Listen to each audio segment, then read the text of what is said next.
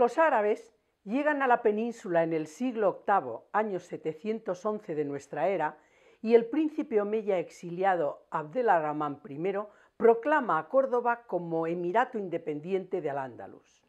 Poco después, en el año 786, se comienza la construcción de la mezquita de Córdoba, alcanzando a principios del siglo IX la gran prosperidad de Al-Ándalus bajo el reinado de Abd al-Rahman II, al ser proclamado califato por el primer califa. Córdoba alcanzó su máximo esplendor, su edad dorada y una proyección universal en el siglo X.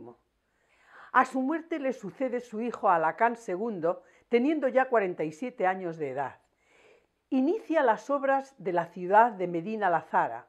La cultura alcanza entonces gran brillantez, siendo Alacán su gran mecenas y propagador, además de ser el autor de la consolidación del Estado cordobés.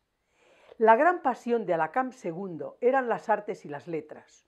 Uno de sus grandes logros en el área cultural fue el de reunir en una magnífica biblioteca más de 400.000 volúmenes y fundó 27 escuelas públicas en las que los eruditos enseñaban a los pobres y huérfanos.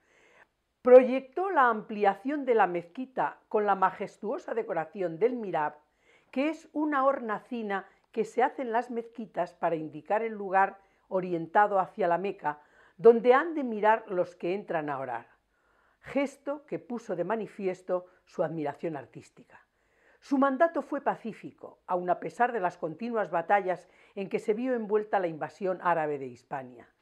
Siempre anteponía la vía diplomática a la intervención militar, pero aun así esta paz se vio alterada por las intrigas de los miembros de la corte y altos funcionarios de los ejércitos que se disputaban el poder para cuando acaeciera la muerte del califa.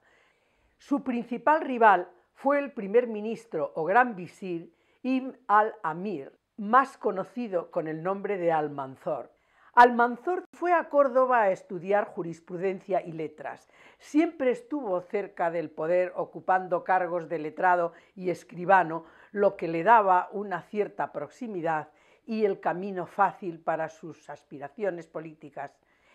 Esta fue la razón por la que el califa le nombró tutor de su hijo, otorgándole así un poder que le llevó a encabezar una serie de expediciones y campañas militares por todos los reinos cristianos de la península, llegando hasta Barcelona y Navarra.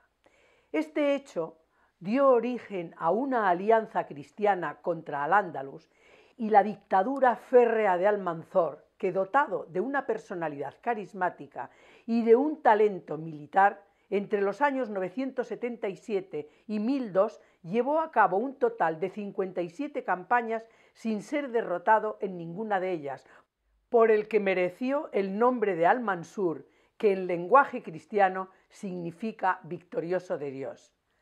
Almanzor, en una de estas correrías, se casó con Urraca, hija natural del rey Sancho Garcés II de Navarra y de Urraca de Castilla, que recibió en el bautismo el mismo nombre de su madre, y era conocida como Urraca de Navarra y de apodo La Vascona.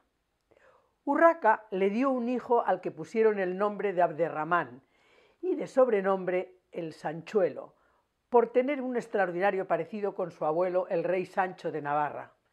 Al poco tiempo de su nacimiento, Urraca ingresó en un convento. No obstante, hay que reconocer la fortaleza con la que Almanzor dirigió los designios de Al-Ándalus, manifestado con una intensa actividad cultural y las innumerables construcciones que llevó a cabo. Amplió la mezquita de Córdoba y edificó un nuevo palacio llamado Medina la Zara, donde trasladó la administración para evitar que Hisam tuviera tentaciones de dirigir el gobierno. Además, designó a su hijo Abd al-Malik como sucesor, estableciendo una dinastía de gobernantes que acabó con su otro hijo, Abd al-Rahman ibn Sanchul, o el Sanchuelo, como era conocido en Al-Ándalus.